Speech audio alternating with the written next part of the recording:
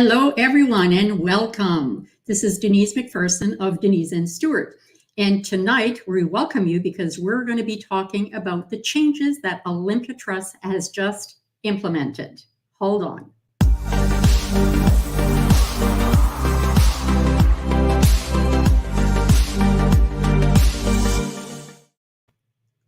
So our special guest tonight is actually a mortgage broker and a mortgage administrator. I'll bring Chad Robinson on and I'll just finish talking a little bit about what Chad does. Welcome, Hi, Chad. Denise. Nice to see you tonight. Nice to see you too. You know what? I'm not going to read your bio. I don't read bios, but you know what? I don't know if you remember this the very first time I met you. And it was in 2010. I was a fairly new investor. And I met you actually in Toronto. You were actually speaking at an event in Toronto. And I was surprised to find out that you are in Ottawa. And that's where I'm based, also in Ottawa, to find out we're only a few blocks away from each other as well. So that's true. Yeah, that was the first time I was on stage in front of I think that was 600 people. And my nerves were rattled that time because the very first time I was in front of that many people. But, lo and behold, we're now on all the time. So it's great. So you and I have been, let's say, on executives of Oreo together as well. So we date back for quite a while. So you've been a mortgage broker and you've been in that industry for more than 25 years, which is absolutely fantastic. So there you bring in a lot of experience, a lot of knowledge to this. But also over time I know that now you've got a MIC, you're also a mortgage administrator, which I believe your mortgage administrator license was because of the MIC that you initially got that? Exactly. I was always dabbling on which way I wanted to do, just straight administration or a MIC. And my goal was always to do a MIC, and the administration business has been tagging along with it and doing third-party administration. So for other people in addition to the MIC. So it's created its own life of its own. Yeah, and we'll talk about the life of its own again. That has just come up again. But Absolutely. Also, you're a speaker. You write, for articles and stuff like that. So you've been known in the sort of real estate world because you're also an investor yourself, which is, actually great that you have that as well. So for sure. You also have a podcast, I gather, and it's called The Practical Broker. Correct. Yeah. So that's something else. So again, people can find you a little bit all over the place for the various things that you do. And you have a specialty also in commercial mortgages, I guess. Construction. And I kind of joke, if it's anything weird, think of me because I can find a way to finance it. I had a guy call me yesterday about a aircraft hangar. And I'm like, I haven't done that one before. I love it that just about every transaction we do is different. I mean, there's something new to learn on no matter what it is we do. But the biggest thing we learn, and the funny thing is that what just happened recently, and this is why a lot of our viewers are on right now, and I was doing a private mortgage. For people that know us, we have been doing private mortgages ourselves now since 2010. So it's been more than 12 years. And we've been doing this without a mortgage broker. Trust me, we use mortgage brokers when it's doing the long-term, mortgages and things like that. But when we do acquisitions, and sometimes could be second mortgages, but we have been doing our own mortgages without the use of a mortgage broker. And we use lawyers. So we've been known for this. And we were working on a mortgage about mid-February, went to Olympia Trust and say, hey, I'm ready. They go, oh, whoa. And they put a stop. They go, no, Denise, you can't do this anymore. I go, what are you talking about? We've been doing this for more than 12 years. They say, no. You need a mortgage administrator now. And once I got off the call and the initial shock, I thought, who is a mortgage administrator? And then I calmed down and I thought, okay, I know two, you being one, and somebody else that I had been involved with when I was actually I was a licensed agent for a couple of years way back when. So I knew the other person was not registered with Olympia Trust. You are. And I called you and you had just found out yourself. So here we are thrown in into the swamp with, with the crocodiles and saying, okay, what do we do now? Absolutely. But we went through it. We finally got it done. Yeah. But again, the fact that they told us you need a mortgage administrator. And Chad, who is a mortgage administrator? Who are these new designation that people don't know about? Yeah, it's kind of one of the best kept secrets, I think, in Ontario anyway. But mortgage administrators are basically property managers for mortgages. It's the way I like to describe it to a lot of people. And some investors have always been, I've lent money for years and I've just collected my payments and 12 post-dated checks and I've done my own accounting on it and I've always taken care of everything. And that's great, just like you can self-manage a property. So on the flip side is you can come in and hire a company like mine to manage your mortgages for you. Now, if you only have one, it's usually not worthwhile. But if you have a lot of mortgages going on, then people are like, it's great to have auto debits and credits and the reporting and the accounting and somebody looking just like a professional property manager. We are professional mortgage administrators, so we, watch the P's and the Q's um, and just focus on the nitty gritty of the mortgages, which is what our world lives and dies on, as commas and periods, really. Yeah, but I think also that I had read as a mortgage administrator as opposed to mortgage broker, because you are actually both, and that they're two. And people have to understand they're two separate licenses. Okay. And although they might mix a little bit, they are totally separate licenses. Even to the point when the rules from Olympia Trust came down, and actually we'll mention in just a moment the rules that came down. But when at the time that they told us and that you found out, I found out, there were no instructions, no information other than we're not doing anymore. Go talk to a mortgage administrator. Exactly. That's exactly what happened. So, from there, and also what they were saying is that they were no longer going to take instructions from mortgage brokers, nor lawyers. And I'm going, now what do we do? Right. And again, that question, because even myself, yes, I knew you, we were able to connect, but really it's like when we just talked about who are these mortgage administrators, because they're not that many across Ontario. And then when this first got implemented, it was only in Ontario, right? And there's not that many that are approved with Olympia. Like just getting our administration approved with Olympia took like almost a year. And it's a lot of work. So a lot of people don't bother to go through that painful process. And I knew, because a lot of my investors were Olympia clients, that I'd want to do this. Right from day one, we said, okay, what do I do to need to get a license with Olympia and be approved by them? So we, like, when you see what you've seen, our administration agreement, right? It's not short, it's long, it covers off pretty much every scenario, and it's hyper detailed. And that's what Olympia wanted was, if things go bad, how is it dealt with? And specifically. Yeah, because the other thing that I had read too, a mortgage administrator is one that is licensed actually to take money from the lenders and be able to pay out that money as well, right? Right. So whereas a mortgage broker does not. No, so in Ontario, and it's very different, each province has different rules and regulations. So, I mean, obviously I'm only licensed in Ontario, so I can't speak with great detail of the other provinces. But in Ontario, the mortgage broker deals with the transaction up to the point of funding. Once it's funded, then the administrator takes over. So like you said, collecting payments from the borrower, paying the investor, NSF fees, powers of sale, insurance issues, and sometimes simple things like, oh, your mortgage is up for renewal, and I phone you up and say, hey, have you paid your taxes? And you say, yeah, here's a copy of the tax bill for the year. Great, give that to the investor. Well, if you're not licensed to do that, I know it sounds ridiculous, but if you don't have an administrator's license, you can't do that on behalf of another person. And it sounds silly, but that's part of the Administration Act. That's right. Now, I think I have it, but I think you have it too, Chad. If you could even bring it up, as to what the rules are. And we're just kind of read it. I've got a copy here in front of me too, because I hope it's big enough for people to read. But this is what happened just recently. Olympia sent this out to their clients, be it lawyers, mortgage brokers, people that have been doing, mortgages like we have been and stuff like that. So it says that now the rules, basically, these are the changes that are effective immediately. And that came out, I believe, last Thursday. And it says, number one, an independent third-party administrator will be required for any mortgage investment where the mortgage broker is a related party to the borrower. Yep. We'll talk about that in a moment. Yeah. And number two was any syndicated mortgage, again, syndicated mortgage being two or more, any syndicated mortgage investment will require the following: a licensed mortgage broker to broker the mortgage investment for its duration, or an independent third-party administrator to administer the mortgage investment for the duration. And they add, Olympia reserves the right to request an independent third-party administrator for any new mortgage. And I felt like that's kind of like a slap almost thrown in at the end, right? Yep.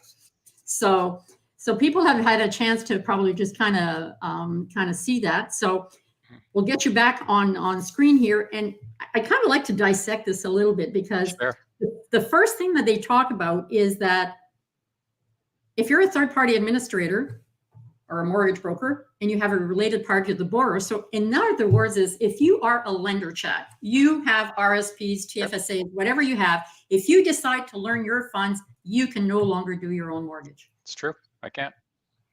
I got to use a mortgage administrator, which probably wouldn't be mine. I should try that Exactly. just for fun, And to see if I'll accept it. yeah. And I thought, wow, that's a big change there too. Yep. But the big one here is any syndicated mortgage investment will require the following: a licensed mortgage broker to broker the mortgage investment for its duration. And interesting enough, I don't think it's clear yet who that means, because we were just on a call with Barry McGuire, which is a lawyer out in Alberta, and we were talking with other mortgage brokers to find out that other provinces do not have mortgage administrators. No. They fall under the Brokers Act in those provinces usually. So, but it doesn't specify here who. And does this mean that in Ontario, where we were told at first it was only going to be a mortgage administrator, does this mean now for Ontario that a mortgage broker may be able to do it? No, because they can't collect payments. Under their mortgage broker's license, we're not allowed to collect and remit payments post-funding. So that's why there's the two licenses in Ontario. It specifically precludes it. So in Ontario, it has to be the administrators. And this is why I think they included there, because now it's being rolled out in other provinces. Like we only found out that, like, I know of Alberta got it last Thursday, and I had heard that BC, actually on the Wednesday, somebody in BC told me that, yes, it had been implemented there. But are you aware if it's been implemented in other provinces yet, Chad? I think, I not officially, but from what I've heard through the grapevine at Olympia, it has been rolled out right across the country. Yeah. I had somebody tell me that, but then they told me something else that was in error. And I thought, okay, now what do I, that's something. Yeah, like PEI, Nova Scotia, they don't have, it's like the Wild Wild West. It's not even talked about, right? So is it a mortgage broker? Do we need an administrator? What is an administrator in PEI, right? Like it's very, very vague in some of the other provinces. So there's going to be a lot of dissecting this over the time, and I'm sure they'll come out with other, guidelines around it. But let's face it, Ontario, Saskatchewan, BC is where a big chunk of the business is. That's right. And that's where, like, I think, you know what, I think one of the big questions that people will ask right now, and you and I could talk about this forever and we'll never have the real answer right now. But now the question is, why did they do this? So I'll give my opinion and I'm going to jump in on yours. Is at the end of the day, I see government, I wouldn't say government body because Olympia is not a governing body, but big organizations and the governments overreact when things happen. And at the end of the day, it's always CYA, right? They want to cover their tushes. So cover your assets. Yeah, exactly. So over the last few years, there's been some, very creative things that have happened, and there's people taking losses. And then Olympia is getting blamed for this. And it's the very common thing. It's like, why did you let me do this? Right? It's why, Mr. Olympia, did you let me lend my money here? And like, well, we don't tell you what to do. This is your choice. But why did you let me? You should have stopped me. Like, well, that's not our job, right? Olympia's job is not to say what investments you do or don't do. You're self-directed.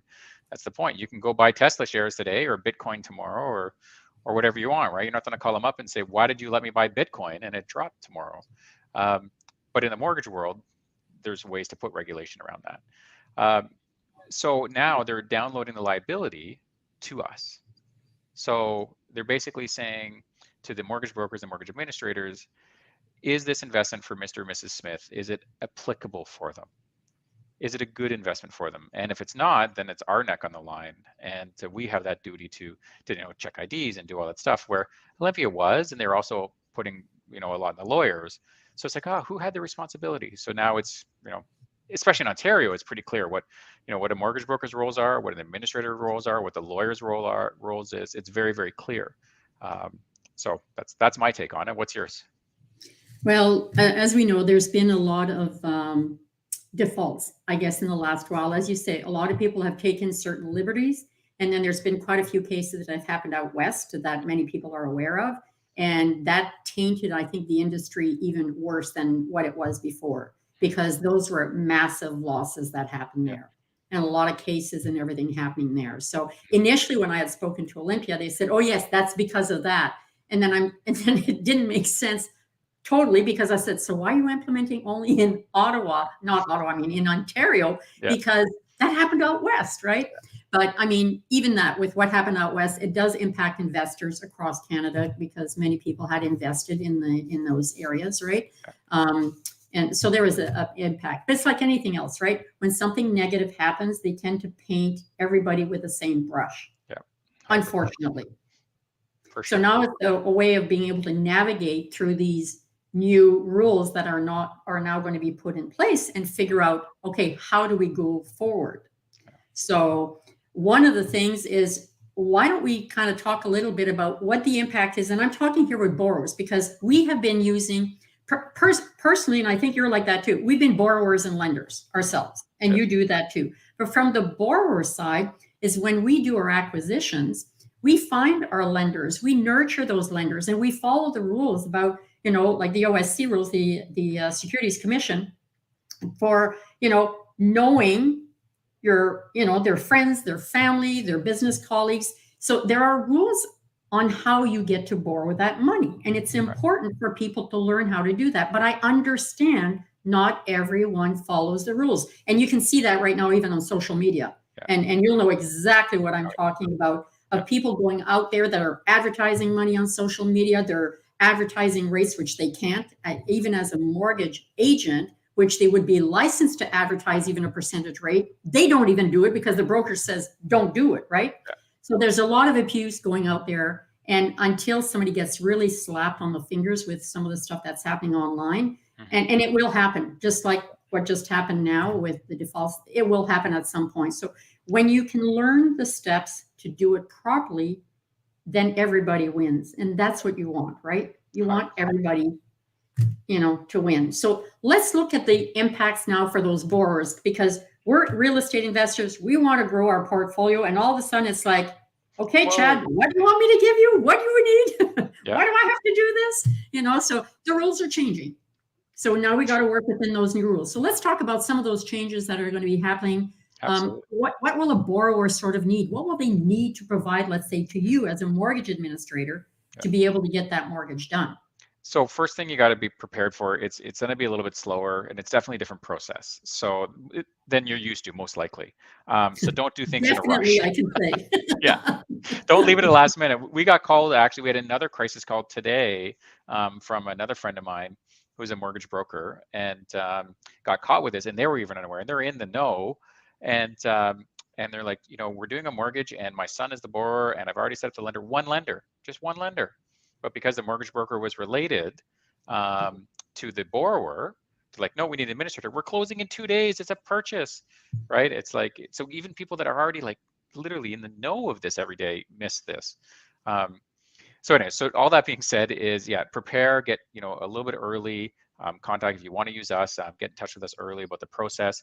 And basically one thing I forgot to mention before you continue is you are Align Mortgage Corporation, because I forgot to mention who your business was there at the time. So I apologize for that. Align Mortgage Corporation. Absolutely. And you can always just Google my name, Chad Robinson, plus the word mortgage. You'll find about 80,000 links coming to me. So if it's a little bit of a different process. There's basically another set of eyes on everything that you're doing. So be prepared for questions. Be prepared for different paperwork. We're a little bit, and especially my office, we're very, very thorough and very process driven. And most administrators use software to do all this kind of stuff, and the payment structure might be different than you're used to. That's something else that's caught people, what's the word I'm looking for? It's 8 o'clock at night, right? But so our software doesn't do annual payments, which is ridiculous, I know. But there's 3 softwares in Canada that do mortgage administration, and they just don't have annual payments on them. Go figure. So I'm sure that will change. But so little things like that, there's a little bit different. So just be prepared to be flexible. Is the advice I give to everybody. There's a lot more paperwork. Our administration and co-lending agreement is about 25 pages long. So be prepared for, what the heck is all this paperwork? When we're sending notes to the investors, there's the Form 1s. I don't know if you remember back when you were a mortgage agent, the Form 1s that we have to give. So every investor gets a Form 1 that's a government form, and it's 15 pages of warning, warning, warning. This is a risky investment. So that's the nature of the government, right? They make us document everything. So it's just a lot more paperwork. There's no other information there you probably don't already have, or you haven't already given your lenders that you're working with. It's just displayed in 18-point font with big bold letters and all that stuff. Well, the thing is that even when we talk to, let's say, to our own investors, and you always tell them, hey, listen, there's a risk to everything, but as a real estate investor, you try to mitigate that risk so that you have a good, like I said, you create win-win situations. But the thing is, you're nurturing those investors and you help them along the way, answering questions, Yeah. preparing them, letting them know what's going to happen next, and so on and so forth. And that happens sort of, all the time. But again, preparing them for the risks. And then also, even when I wasn't using a mortgage broker, well, which now is be a mortgage administrator, but even at that, now the lawyer would do, the lawyer would also send a letter saying, warning, warning, warning, it's a risky investment, because I can tell you right now, and for all the listeners, doesn't matter what mortgage that you do, it will always be called a risk. Yeah. Always, always, always. So they're not going to get away from that. So don't think that you are not risky as opposed to somebody else. Yes, of course, we know that there's abuse and there are risks associated with that. But when you're doing a proper mortgage, you will still get all those warnings that it's a risky investment. As soon as you loan money. Yeah, whether you're 10% loan to value or 100%, it's the same forms that say it's risky. Yeah, exactly. I really wish I would have got forms like that when I bought Nortel shares, but JDS. Yeah. Yeah, don't we all? So when we're talking about some of the changes that are happening, so you have a form also that you call KYC, which is Know Your Client, right? And this is one of the forms that lenders now are going to be required to fill out, I guess, before they even work. So even though we had our own investors, they still had to fill out that form because you have that mandate to have something on the client, which is the KYC form, I guess. Yeah, so we have several duties to the investors, but one of them is that we identify them properly. So who are these investors? So it's a bit of a FinTrack, anti-money laundering thing that we have to get ID and make sure that the investors are real people and that they are who they say they are. And then we also have to, I don't know if Stuart wants to show that screen. We have a little bit of a form that we go through, and it basically just very quickly talks about what their annual income is, what their net worth is, and this is a big one. A lot of people miss this one: is when do they need it? When do they need the money back? We had an investor recently say, "Oh, I want to buy a house in 3 months, but I want to give you 100 grand to invest in mortgages." I'm like, "Nah, that's not going to happen." Yeah. And then a little thing like, which describes their approach, lower rate, and then geographic location. Now, for most of your people on the show, they already know where they're lending because they're coming to the person with that already dealt with, right? It's like I'm lending in Hamilton or Ottawa or wherever. So this specific part is not as applicable. But if they say to me, I only want to lend in urban centers, so if they check this box and then they're lending on a property that would be in a rural on a 100-acre farm, I might ask them a question and say, well, you said you only want to lend in urban centers, but this mortgage is in the country on 100 acres. So it's little things like that. It's just a double check for them. And then, residential, commercial, what kind of mortgages do they want? So it's a double check that the investment is appropriate for them. And the example everybody in the industry loves to use is somebody that's 80 years old. They have 100 grand in RSPs, well, a RIF at that point, and they're lending a $100,000 mortgage on a 100% financing. So they're lending all of their assets on a 100% loan to value mortgage. Would that be appropriate for them? Most people would say, no, it's not. But yet that kind of situation happened, and it happened a lot. And that's one of the things that I think why Olympia kind of is putting this rule in there, saying, whoa, wait a second, we got to try to dial this down a little bit. For most people, it's another set of documents. It's another pain in the butt. And unfortunately for the borrowers, it's an added expense, because, we're not cheap, unfortunately. And it's that was going to be something else that said, okay, another change is going to be cost. Now you have to understand, we've been doing our own mortgages now for over 12 years. And all of a sudden now we're having to deal with a mortgage administrator. So definitely costs are going to be incurred now that were not incurred before. 100%. Just budget 1% to 2% of the mortgage amount. And it's very province driven as well. So for example, we've been in talks with New Brunswick that setting up getting approved as a licensed lender in New Brunswick and administrator out there is a $25,000 premium for our E&O insurance annually. So it's crazy. Explain E&O for people who don't know E&O. Oh, sorry, errors and emissions insurance. And that's the highest premium. They have a huge requirement for insurance there, which seems ridiculous. But anyways, it's their choice, right? It's the government. So we're like, wow, unless we're going to do a lot of business in that province, there's no point doing it. So the administrators and brokers that will be doing private lending there, be prepared for more fees because it's expensive for us to operate there. Yeah, it's. I'm just going to go back to maybe one of the questions that Stuart had popped just a moment ago and said, when are they implementing these new changes? And I think it was on the sheet there, but go ahead, Chad. Yeah, 2 weeks ago. It's in. It's already implemented, folks. And this is why the industry has been stumped because, like I said, when I found out with mine and the day I called Chad had just found out himself. So we were the first mortgage basically working together on this, muddling through with, again, no instructions from anyone other than use a mortgage administrator. Well, Olympia Trust, what do you need? Like, who needs to get involved? Like what? So yes, it took a little longer than normal. Like I could do. And that's why I love doing this kind of shows, Denise, is that, you know, and you'll notice this on the next one we do together, is it's going to be a heck of a lot smoother because it's just through our normal process, right? We're closing mortgages every single day and it's, you know, smooth like butter. But when, you know, we come in at the very last second, the lawyer, even today, that emergency today is like, well, what do you mean about this? Well, I don't need that form. I need this form. And, you know, it's just people aren't used to the process. So it's everybody gets stressed out and it slows things down. Yeah. So definitely there's more forms. Yeah. just a few. Definitely there's more costs. Yeah. What else do we have on there? There's more forms, more costs.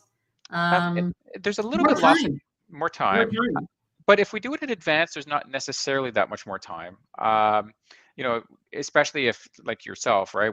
Here's the forms, you know what they are, the investors are aware of them. We onboard the investors early, you know, so it takes us, you know, an hour sort of each investor to onboard because we got to go through all of their KYC and have a phone conversation with them and check their ID. And so that kind of stuff takes time, but that's on our side. But the other important thing is there's a bit of a loss of control, I think, from your borrower's perspective. And that's by design from Olympia, right? They won't take instructions from you. At the very beginning, they said they won't take instructions from the mortgage brokers or the lawyers, only the administrator. Yeah. Right? So that is definitely another change there as to who they will deal with. Just for anybody who's got private mortgages right now on the go, they're still continuing the way they were before. We're talking about new mortgages that are coming into play right now, because that question has been asked of myself. I mean, from a lot of other investors that are doing on mortgages and stuff like that. So you just continue on with those, but once they're done, your next mortgage will have to fall under the new rules that is already implemented, that we don't have a choice at this time. Well, not even a later time. We don't have a choice. Yeah, absolutely. And now let's talk about, you know, some of the advantages of using an administrator is that, you know, we can do RSP funds and non-RSP funds easily, just where it's one payment coming out of the bank account. So we have cash and RSP investors, and investors can be swapped easily. So that's another neat thing. It provides a little bit of extra liquidity, especially for smaller amounts. That somebody says, we had this about 3 months ago. One of the investors said, hey, I'd like to be paid back. I want out of this mortgage. And we said, okay, no problem. It was a very good mortgage at a very good interest rate, at good loan to value. So we were able to switch them out in a week, just a couple pieces of paper, and boom, it's done. Actually, I'm doing one of those right now. Is switching somebody out. It's just that there was an issue that happened, and it was TFSAs, and they actually lead to liquidate and take their TFSAs out. So I'm working on one of those right now. So yeah, stuff happens. Not on a regular basis though, but they do happen, and there is a process that can be done when something like that happens. You know, that's for sure. But so I don't know if more questions have been coming in there, but I know that for us, it's going to be, and I know you and I are going to sit down at some point. We already have our meeting planned to try to work out a process, because the idea is, as you know, we've had a course. We've been doing this for a long time now, and we've helped investors a lot with this, and helped the mom and pops, because a lot of our investors are not just real estate investors. We have mom and pops basically that, you know, loan to us as well. But there's because we have been, call it the hand holding. I don't know if I want to call it really hand holding, but it's helping them through the process every which way, because the relationship is with us. It's not with a third party that they've never met, that they must go through, and they got to fill out all this paperwork. And we still want to be able to offer that help, to be able to help people through that process. So it's not such an unknown entity. And it just helps them, because that's where the relationship for us has been big, is building those relationships with Absolutely. investors. Yeah. You Yeah, our know? job is not really, and it's not our intention, to try to take control of investors, right? That's not what we want. I'm quite happy to be the platform and the process for people. It's, we have a very good back end, we have a very good, great staff, and just have these mortgages come through, have the paperwork done right, have everything done honestly and ethically into the right rules, which I know you and all of your students will do. That's not a problem. Mhm. And just follow the process, and that's great. I Yeah. love that. Just rinse and repeat, right, all day long. We're quite happy to do that.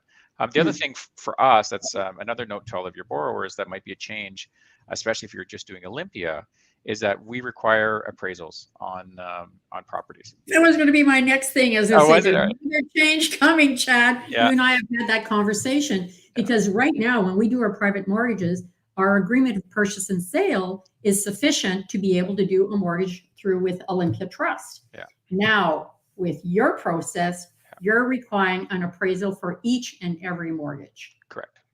Yeah, Now, absolutely. tell me why. So there's a couple reasons for it. My job is to represent the investors, right? On here, we're not representing really the borrowers. Our job is more tilted to the investor side. Purchases and sales, and I know this wouldn't be anything that your staff or your students would be doing, but you got to think of it as a global kind of scale and a process. Purchase and sales can be manipulated. There's backroom deals and cash envelopes and Schedule Bs that we don't get and those kind of things. So for a few $100, it gives a really good insurance policy to the investors that they're getting value for what the mortgage is. And quite frankly, when the regulator, if anything does go bad, they'll come back and say, why didn't you get an appraisal on this file? And I wouldn't have a good answer. So it's, the industry standard is in the mortgage broker world, appraisals, appraisals, appraisals. So we just keep it the norm, and it is what it is, unfortunately. Yeah, so it's again an added cost to be able to do that. Now, hold on 1 second though, just because I don't want to divert too much, but there's a great podcast I have that I did with Dean Blanchard, who's a tax lawyer. If you haven't listened to it, Denise and your staff, I'd encourage everybody to listen to it. It's fascinating about My capital staff gains. is Stuart and I. Yeah. Oh, listen to this. Honestly, it blew my mind when I did this podcast. Okay, Dean Blanchard. Dean Blanchard. Yeah. Okay. It's the last episode of my podcast. Okay. So he specializes in people doing CRA and flips and fighting the CRA on behalf of real estate investors. It's fascinating. But so having an appraisal that is absolutely unequivocally setting the value of the property, if you ever need to go to court about anything, it's rock solid. Right. Yeah. So again, your podcast is called The Practical Broker. Practical Broker. Yeah. On all the major platforms. Just so that people can know, and I think Stuart will actually add it at the bottom there, so people can actually see that. There was a question that I was about to ask, and it just kind of, I'm just going to think there for a really quick second, because it's something that came to me as you and I were talking. Oh yes, because this question has been asked of me, and it has to do with, when Olympia Trust was saying, it's the liability and whatnot, they go, and some of the investors say, what liability? Really? Because if, let's say, the mortgage goes bad, it's the lender or the borrower that are impacted, not Olympia Trust, because it's not their money. So same with you, but I know you said a while ago we had your errors and omissions, but still that question has has been asked about, well, where's the liability? Why do they feel they have to have this liability? Because they're not the ones that is losing the money, because it's not their money. Assuming, like, I'd hate to have anybody lose their money. And I mean, we've been great. Like, we're more conservative in terms of what we do, because we want to make sure that all of our investors get paid back. Right. Yes, sometimes there are delays because, as you know, right now in the real estate world, everything has had a delay on it. Everything. So that has had some impact right now, but I mean, at least the investors are still getting, the daily interest that is going to be accumulating, and they're still going to get paid. That's not the issue. But they say, should a mortgage go bad, like, who's losing out? So why are they saying that this liability when they're not the ones losing the money? Because we're, living in a nanny state. And we always like to blame each other or other people for our problems instead of taking ownership for the decisions. That's my personal bias. Is there will be class action lawsuits against Olympia Trust for allowing these mortgages to go through. And why did You're you let so me do this? convicted. Yeah. Yeah. Right? It's ridiculous because it's your money, and you're an adult, assuming you weren't being influenced to do these mortgages. The bad ones, obviously, that we're talking Yeah. about, that the nefarious stuff that happened. And just like years ago in Ontario, right, the same kind of thing happened with, was it the right disclosures? At the end of the day, the Ontario big kerfuffle years ago that happened with syndicated mortgages was all Mhm. about disclosures, right? Yeah. And it came down to, when they went to court, it's, did you have the right disclosures? And then out of that came a whole other whack of paperwork we had to do. So I think that's what Olympia is trying to do here. They're trying to get ahead of it, saying, well, listen, now there's disclosures, because you go to a mortgage administrator and they're giving you 85 pages of disclosures. And guys, I'm not kidding when it's 85 pages of disclosures. Yeah, I can imagine that yeah, you've got a lot of paperwork there that's going to be, happening and stuff like that. So, I mean, this has been great. I don't know if anybody else has any questions, that have come in, because I know there's going to be more discussions happening as more and more, I guess, well, not necessarily processes, but more information, Yeah. just information comes in from Olympia Trust, because it came down so quick. And at the time that we found out, you and I, there was nothing. You'd call the staff and they didn't even know. They were just told, no, this is all you say, because that's all they knew.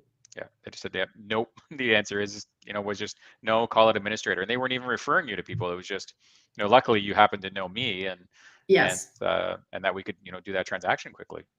Yeah. I know one of the questions that somebody else has is, what about the other administrators? And what people don't realize, there are a few trustees, not administrators, other trustees. Have they implemented the same thing? To find out that, as you know this as well, is that there's been a few that have dropped out of the game now. They're not even offering to do private mortgages. Who's left that? Canadian Western, I think. Yeah. And that's it, really. Yeah. Communities Trust stopped last year. B2B stopped not that long ago. Yeah. So we're left with Canadian Western Trust. Yeah, and I'll give you another. So expect even more regulation around this, around private lending. On title insurance, there was something that happened recently too, where Stuart Title, I believe, was it Stuart? Yeah, Yes. they came out and said they're not allowing refinances over $500,000 for private mortgages unless they're an approved lender with Stuart Title. Now, so we are an approved lender. The other title insurance companies haven't officially said that, but there's rumors are coming out.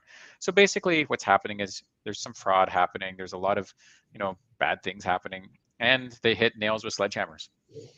Yeah. I see Alex and Tanya having a question here, is what if the mortgage comes to a renewal and both borrower and the investor are good to continue without a renewal?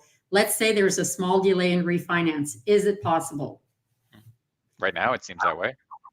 It is. We're working on one right now.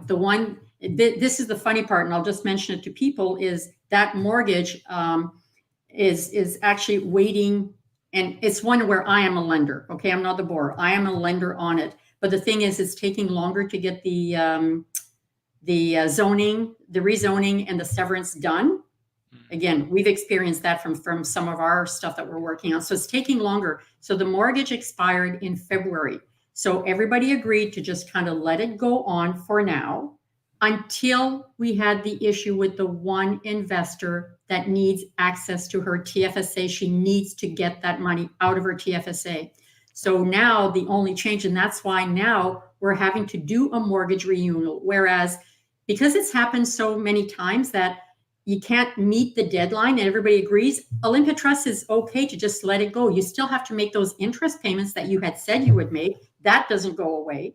Yeah. But the thing is now we have to do a mortgage renewal, because now we need to have a valid current date to be able to have somebody buy into that portion of the mortgage. Yeah, and you touched on something really important there, Denise, and that I really want to put out there. Again, this is province specific in Ontario. Other provinces might not have these issues. Something called non-conforming syndication and conforming syndication. And the big difference between these two things are, if it's a normal mortgage, so if it's a house, a duplex or a triplex, something that is just a regular residential house, it'd be classified as residential. And the value that we're lending on is just the home, not improved value, not renovation value, not future development value, just as is, where is, plain Jane vanilla, something simple. That's called a conforming mortgage. And we can do that. So I'm licensed to do that. If it's a non-conforming mortgage, which means we're doing speculative value on future value of a zoning redevelopment, or picture a condo tower, which is where this came from, anything like that. But even renovations, like if you're buying something to renovate and you're saying it's going to be worth 50% more than it is, and you're using those kind of values. So anything regarding construction, anything regarding development, anything more than 4 units, anything commercial, mixed use, anything like that, we can't do it. It's a non-conforming syndication. Now, I mean, technically we have the license to do it, but we don't, because every single mortgage, get this, we've never actually talked about this, so something new for you. Well, you might already know this, but we actually have to submit the paperwork to the OSC, not FSRA, the OSC, provide them with a fee up front, is like $3, $4, maybe $5. OSC, Ontario Securities Commission. Yeah. So we actually have to submit the mortgage to the Securities Commission with all the investors and all the paperwork signed for their approval to see if it's an okay investment for those investors. So that KYC form that I showed, I would attach it all, give everything to them. It's ridiculously onerous. And so people usually only do it if it's millions and millions of dollars, because then it's worthwhile. But on small mortgages, like, if you're buying a mixed use building in, I don't know, some small town for 400 grand, one investor, not more than one. It'll be interesting, because maybe one of the things that people have to put into their checklist box when they're getting an acquisition or whatever is to find out, hey, do you think I can get a mortgage on this? Yeah. And actually I posted something today, which I saw that you had been interviewed on, and it had to do with insurance. Oh yeah. Yeah. Because that was another one that was a big thing also, because, when people acquire a property, they always say that you should have clauses in there, but a lot of investors have gotten caught, right, with the fact that, oh my gosh, there's bidding wars, the market is hot, I'll just go in and not put in any clauses just so I can get a property. Right. That can be a disaster waiting to happen. Oh yeah. It really is. Like, I know we've been able to go into properties, and as we go view the property, this is where you bring your either your contractor or your inspector with you to know exactly what it is. You do it at the same time. That saves a lot of time. But this thing about insurance and what you said today, so if you're telling me that sometimes you may not be able to offer that mortgage, what you found is one of the requirements is to get insurance for that mortgage. And now there are cases where you can't even get the insurance. Yeah, and we're in this article, for everybody listening, was actually specifically talking about properties in floodplains. Yeah. And the borrower couldn't get basically all risk insurance or the home risk in the floodplain. And we were luckily able to get this borrower a solution. But yeah, be careful. And something else funny, a realtor told me today about insurance was getting the wet certificate, right, for fireplaces, that their insurance companies are requesting wet certificates for every new purchase. And then these not new offers, but offers that are unconditional. Well, if they didn't provide you with a wet certificate and you don't have permission to go in the house and do an inspection, can you get the insurance? Right? And then no insurance, no mortgage. No mortgage. Then you can't close the deal, and it's a big circular, argument. So the thing is, it's almost now like, get yourself a checklist going and make sure you cross them all out to be able to still continue on. There will be some growing pains as this all settles down and people get into a groove. And like I said, you and I are going to sit down. We have a meeting set up next week for a few hours where we're going to sit down, hash out some of the processes and whatnot, because it's important for us to be able to help our investors. And as you know, like we help, investors across Canada as well. Plus we do have our course that we've been teaching people, and that will definitely, it impacts our course. So we're going to have to update that with a way for people to proceed with being able to do these mortgages now. So, you know what, Chad, this has been absolutely wonderful. It's always a pleasure, talking and just getting that information out and making people aware that they have now to start thinking about what other processes they're going to have to implement if they plan on using private mortgages, especially with registered funds, because that's coming down from Olympia, right? Correct. So, and then we're going to see how that kind of fans out. So I do know that we said we'd keep it kind of tight, but here we are, where we're kind of pushing the envelope here on terms of the time. But I certainly appreciate you coming on. And unless there's any last minute questions that people wanted to pop on, that was the perfect time to actually do that. I know that you're going to be doing a webinar in the next while. It's meant more for lenders though, and I wanted the focus tonight to be more on borrowers, but you have something coming up on what date, Chad? April 7th.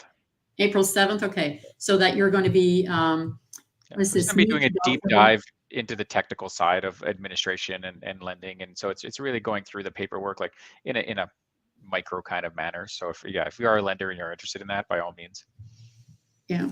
So anyway, so they'll be able to see that information as people view that too, and get the link if they didn't get the link there. But anyways, Chad, thank you so much for this time. And I think the viewers here appreciated just learning a little bit more of what's happening. So thank you again. And we'll say good night, everybody. And I hope you got lots of information tonight. So again, be aware all of these changes. It does impact what you now do with mortgages. Good night, everyone.